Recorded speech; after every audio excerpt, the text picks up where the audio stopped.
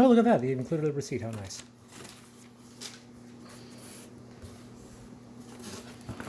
There's 6 bottles of that. So we have Cliffhanger Red. Now, how many of those are Norns? 3. 3 of these are Norns.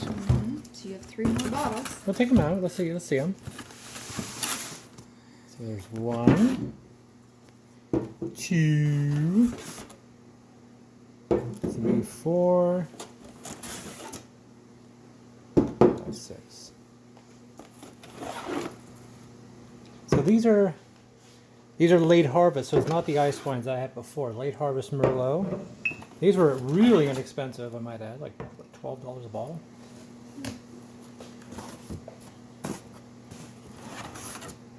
And there's their port. Oh, I got 2 bottles of that? No, you got the Ratafia. Oh, so these are different ports. Mm-hmm. Yeah, Ratafia.